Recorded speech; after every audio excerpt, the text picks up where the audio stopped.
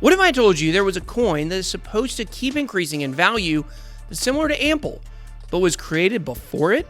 A lot of people probably out there think that Ample was the first elastic currency project of its kind. While it was the first to blow up huge, cause FOMO, and then get people wrecked at scale, tried to warn you, adaptive monetary projects have existed for much longer. NDAU is a project that began way back in 2019, the golden age of crypto. Actually, that was a horrible time for crypto, but some gems from the great bear market years have been popping up left and right. Find out today if NDAU is one of them. Let's get it.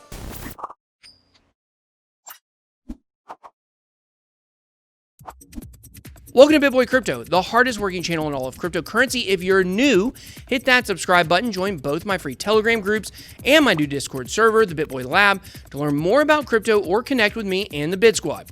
Also, I'm giving away a CADX node worth over $20,000, a whole Bitcoin, 2 Ethereum, and 2 Litecoin at the end of September. To take part in the giveaway, please visit 1btc.BitBoy.Live for details. Only subscribers are eligible. All right, guys, today we're going to compare Ample to NDAU and yet another blockchain battle to find out how these two projects compare. And a big thank you to NDAU for sponsoring today's show. Ampleforth, which we have covered before on this channel, seeks to be a sound form of money built on adaptive economics. Ample uses adaptive economics in its protocol. The other big difference between the two is one seeks to protect against inflation. The other, Ample, seeks to create inflation as a good thing within its ecosystem. Ample argues its use case on its website, stating the following: demand for currencies is volatile. Varying economic circumstances like recessions, booms, and technological advances affect how much currency people want to hold.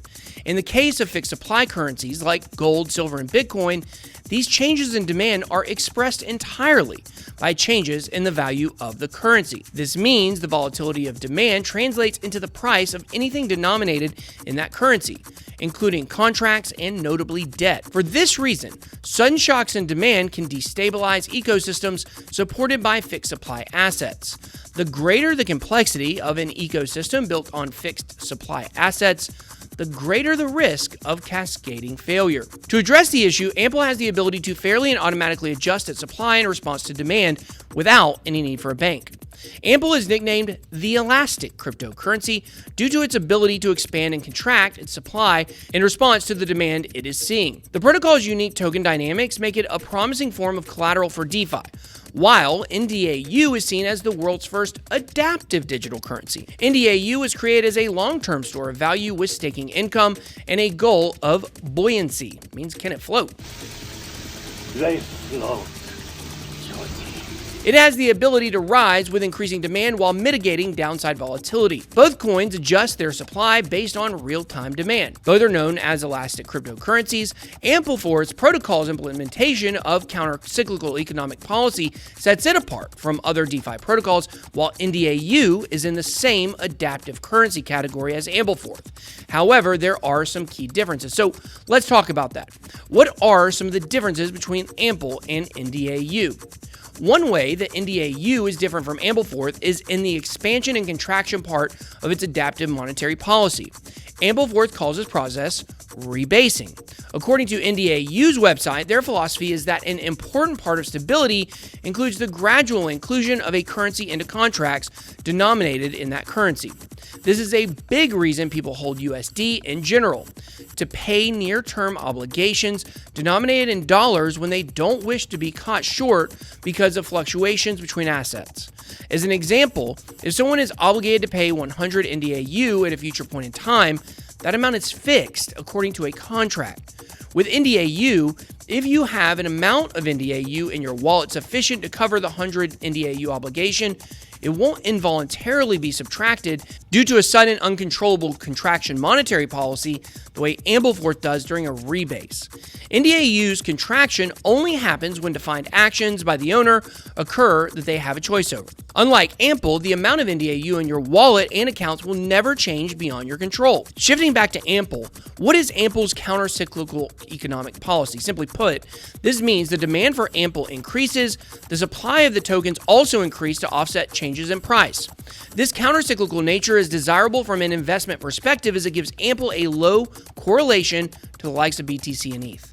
NDAU's goal is to be buoyant, which means it is free to rise in value along a bonding curve as demand warrants, supply-demand. Buoyant objects rise to the top, and NDAU has the freedom to rise while mitigating downside volatility. In economics, equilibrium is defined as a state where demand and supply in a market find the perfect balance with each other. For Ampleforth, equilibrium is a state when a change in demand results in a one-for-one change in supply. NDAU expands and contracts as part of its adaptive monetary policy. NDAU's monetary policy is where things get interesting, though. Currency float expands supply when necessary based on the S-curve and the next issue price schedule.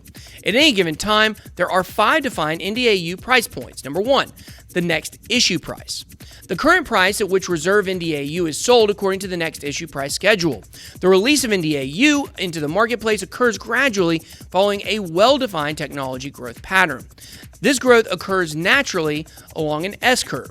New NDAU are released into the market when demand pushes the market price of NDAU upward along the next issue price curve. Number 2, the sell or ask price. This is the lowest price a seller is willing to sell NDAU in the market. Number 3, the market price. The Axiom Foundation is required to take into account observable buy and sell prices and filled orders across the ecosystem and combines them into a single published market price. Number 4, the buy or bid price. The highest price a buyer is willing to pay for NDAU in the market. And finally, number 5, the floor price. The floor price is derived in a way that enables resiliency from currency attacks and serves to induce long-term dependability and liquidity. The floor price is calculated dynamically by dividing the endowment's total current value by the total number of NDAU in circulation and multiplying it by 50%. So what is the endowment? No, I'm not talking about the size of your wing. NDAU is backed by a real-world endowment, a non-for-profit entity that serves as a mechanism by which the BPC can enact monetary policy and stabilize the currency itself by enacting adaptive monetary policy. The purpose of the endowment is to hold the net proceeds from the release of reserve NDAU and to use both to provide liquidity to the market by way of the market maker. The endowment invests the net proceeds of its holdings, and according to rules and limits set forth by the BPC, these rules and limits best suit the long-term risk and return policy objectives of the BPC across the spectrum of possible investment environments in order to support a balance of growth and long-term market liquidity. Rebases for Ample work like this. If there are 100,000 Amples and price increases from $1 to $2 as a result of explosive market demand, then the network will set its target price at $1 and expand supply by 100,000 Ample. The supply would increase from 100,000 Amples to 200,000 Amples in a process known as a rebase. Rebases do not dilute existing token holders. Think of it as owning a fixed percentage of the network rather than a fixed amount of tokens. Further, it is executed in a decentralized manner using the unique capabilities of ERC20 tokens. Ampleforth builds in a financial incentive for users to help the network reach equilibrium. The network depends on profit-seeking traders to restore equilibrium on the demand side once the changes in supply goes through.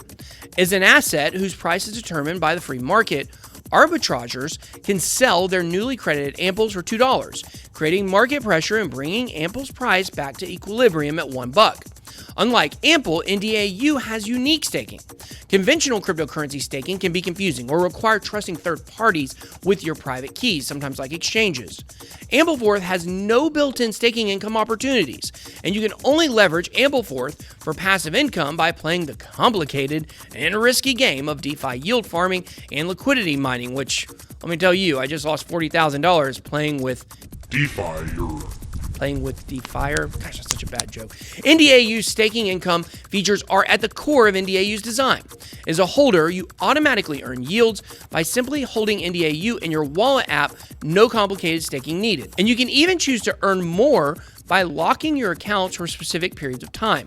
Yields can also be compounded or sent to another account for immediate spending. NDAU gives you easy-to-use and powerful staking income opportunities that let your NDAU work for you. So for this reason and many others, NDAU wins this battle against Ample.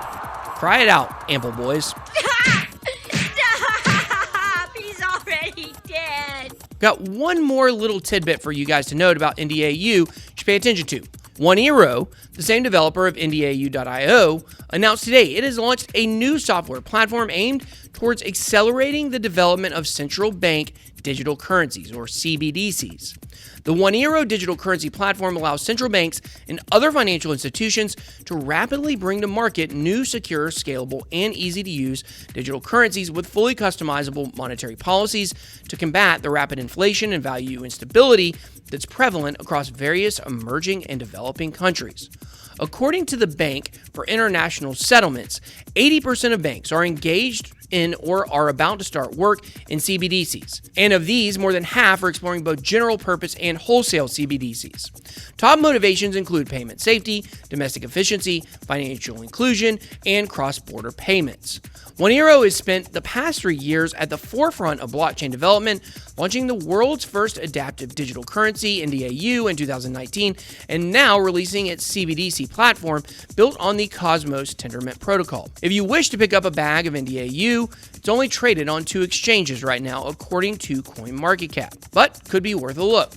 Now it's your turn. Tell me what you think about Ndau. Will you be grabbing a bag, or is your bag of Ample? Let me know what you think in the comments section down below. Don't forget to visit 1btc.BitBoy.Live to enter our Cat X node and full Bitcoin giveaway. It might just change your life. I hope you enjoyed this video. If you did, please make sure to smash the like button and hit subscribe to become a member of the Bit Squad. Thank you so much for watching. Have a blessed day. BitBoy out.